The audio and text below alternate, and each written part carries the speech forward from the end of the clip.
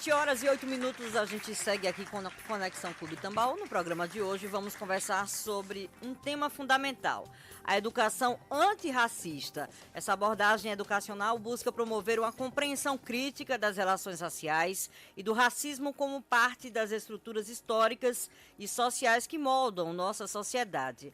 Mais do que isso, Erli, a educação antirracista procura dar visibilidade ao debate sobre o racismo, trabalhando ativamente para desnaturalizá-lo, repará-lo e preveni-lo no cotidiano escolar. É uma forma de proteger crianças e adolescentes e garantir o direito de todos ao desenvolvimento integral. Para aprofundar essa conversa tão importante, Erli, a gente conversa agora, porque já estamos em linha, com o professor Lucian Souza, chefe da Divisão de Diversidade Curricular da SEDEC-JP e doutor em História. Muito bom dia, professor Lucian. Bom dia a todas as pessoas. É um prazer falar com vocês sobre um tema tão importante para a educação no município de João Pessoa, mas também para a educação brasileira. Professor, deixa para a gente começar aqui, para a gente começar a bater nessa tecla aqui.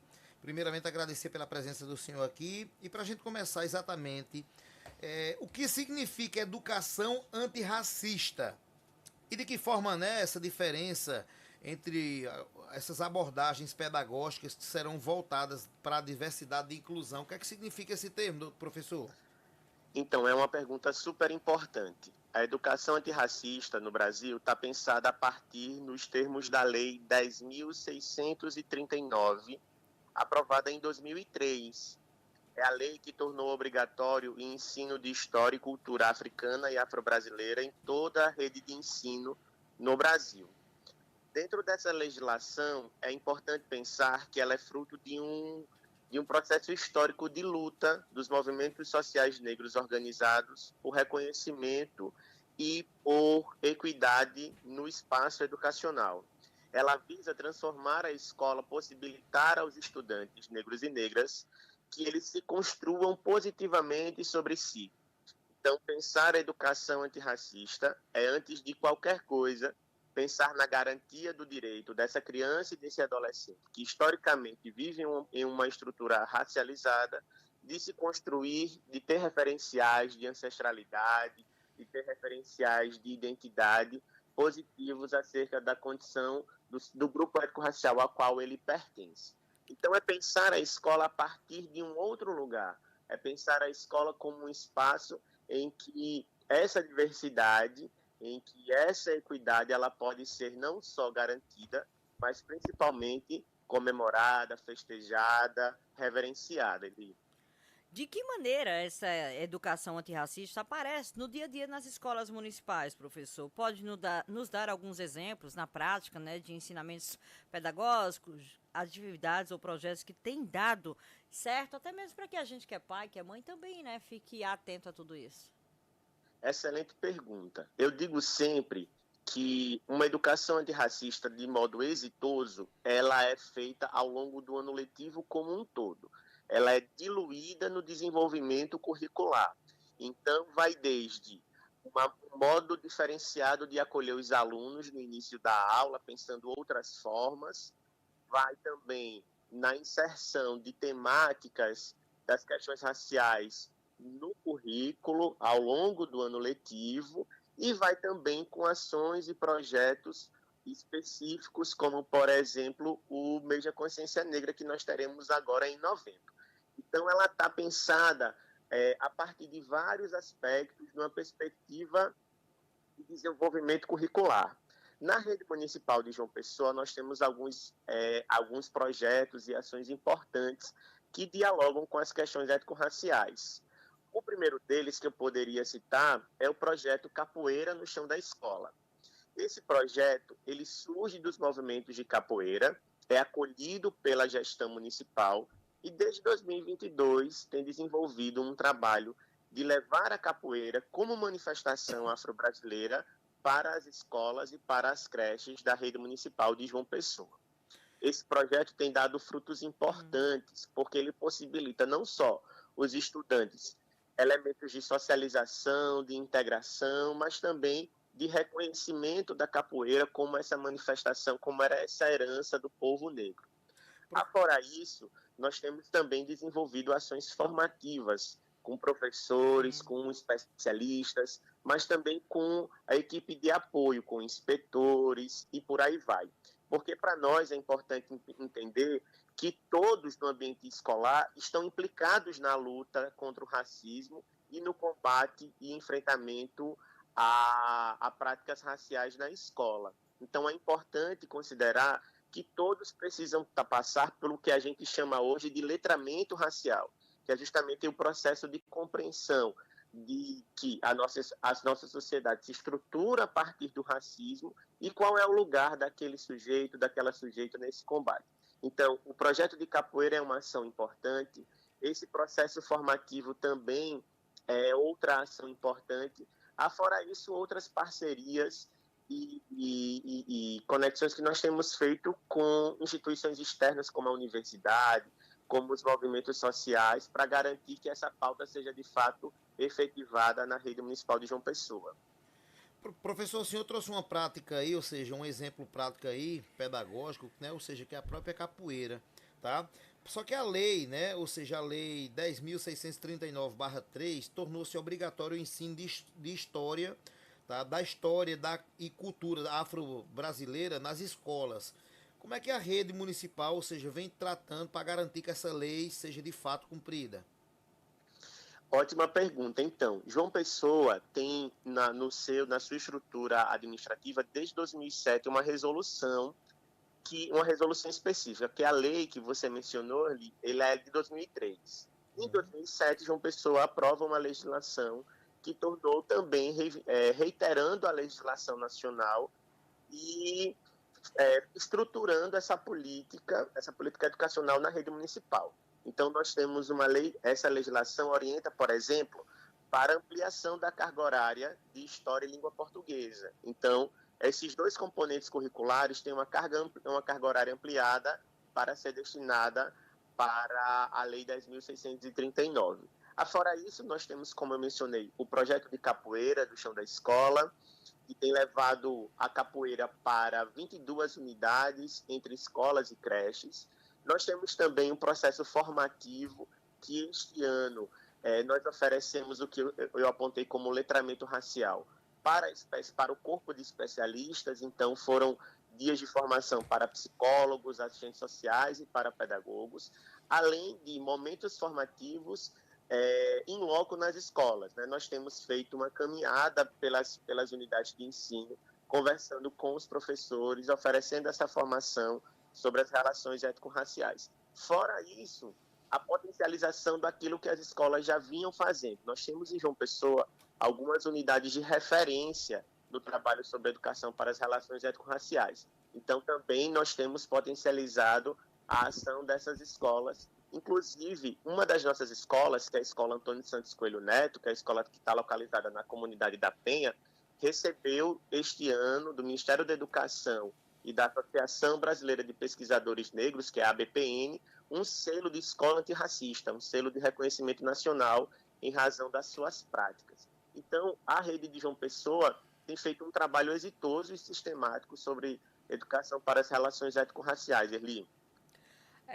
O senhor falou de diversas ações aí relacionadas a essa educação antirracista, principalmente no âmbito entre professores e alunos, que é a instituição de ensino. Mas e quando chega dentro da casa? Quando eles levam essas informações para dentro de casa, o compartilhamento, a retransmissão de informação, isso também é importante para que todos os integrantes daquela família possam ter conhecimento do que está sendo passado, não é, professor?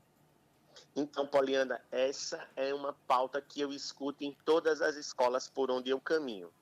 Os professores já têm uma formação, os professores estão atentos à importância da temática racial, mas muitas vezes esbarra no ambiente familiar, que acaba reiterando estereótipos e preconceitos que estruturam historicamente a sociedade brasileira. Mas o que eu tenho dito é o seguinte, é que a escola ela não pode ser um espaço onde isso aconteça.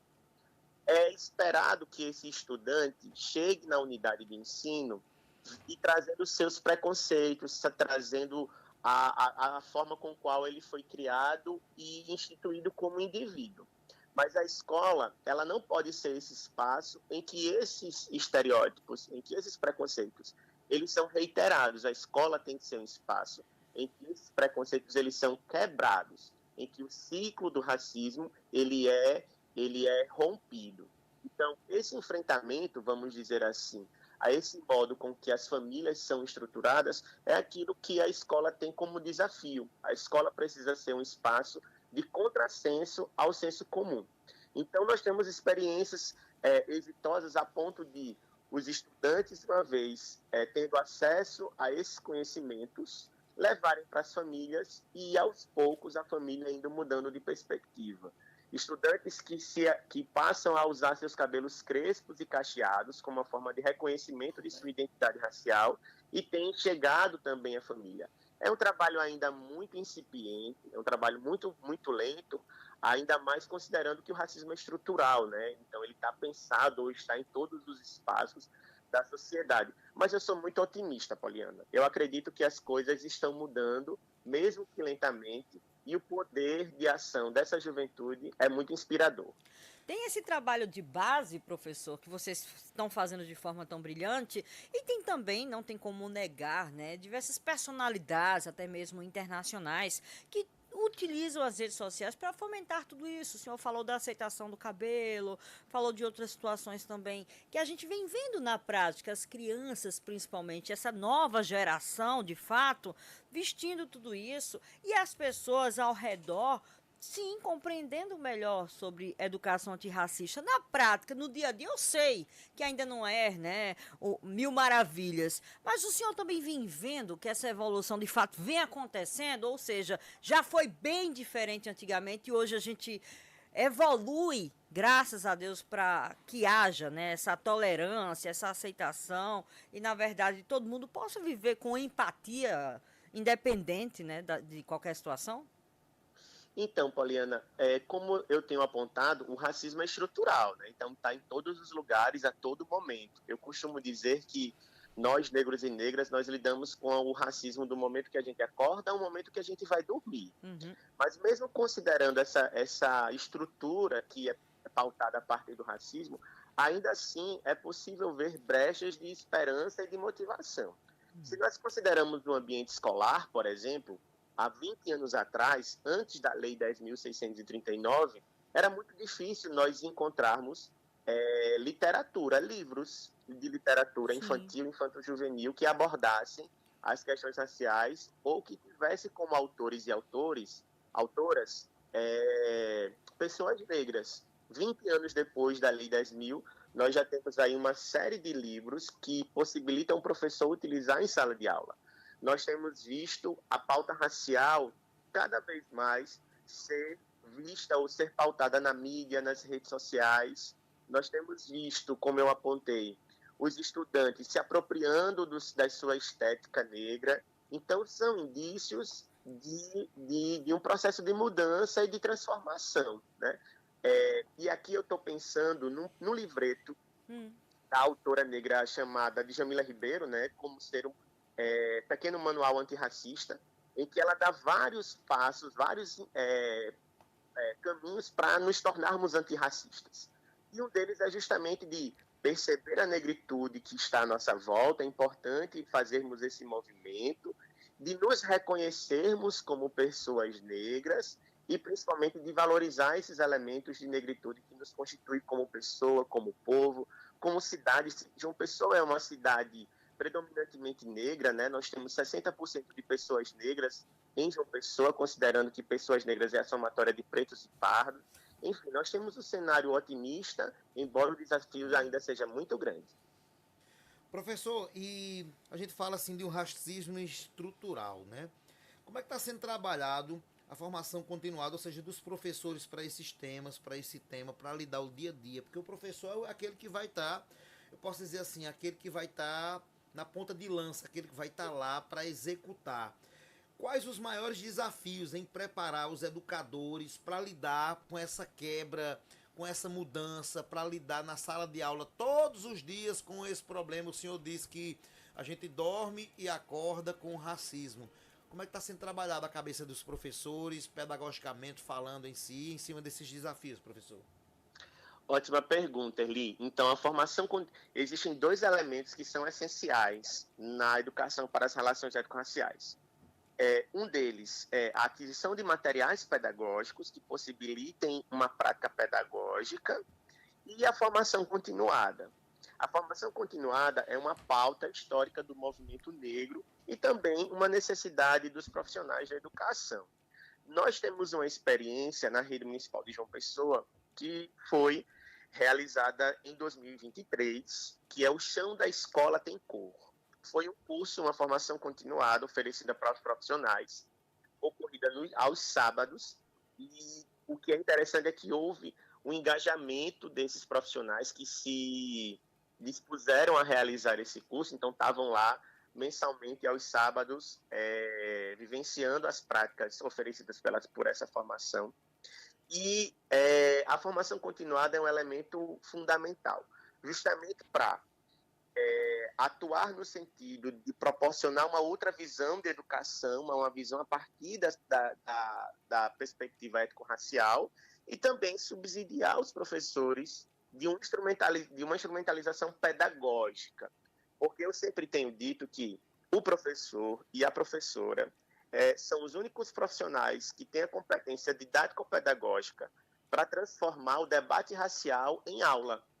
Porque nós acompanhamos o debate público sobre racismo, nós acompanhamos a legislação, mas o professor e a professora é o que vai transformar tudo isso em uma aula. Então, ele precisa ter a instrumentalização didático-pedagógica de levar isso para a sala de aula. Então, essa formação, ela aconteceu em 2023. Além disso, como eu apontei, nós temos momentos formativos em serviço, no momento do planejamento escolar. Nós temos feito esses momentos formativos acompanhando algumas escolas no momento do planejamento escolar. Então, a escola destina parte do horário do seu planejamento para essa formação. Então, a gente vai lá, conversa com os professores, apresenta centros didáticos, faz esse debate, conscientiza, sensibiliza, justamente para que haja um trabalho no tocante às questões raciais de forma efetiva e eficaz. Querendo agradecer sua participação, professor Lucian Souza, com esse tema tão importante. Diversos assuntos foram relacionados aqui, correlacionados aqui. Muito obrigada por essa verdadeira aula que o senhor trouxe para a gente nesse início de manhã, viu? Muito obrigado, Erli. Muito obrigado, Poliana, Sil. Estou à disposição. É um prazer, uma satisfação falar daquilo que me inquieta como professor e que me move como sujeito negro. Perfeito. Bom dia. Bom dia. Obrigado pela participação aqui agora. Hoje essa aula que a gente teve aqui agora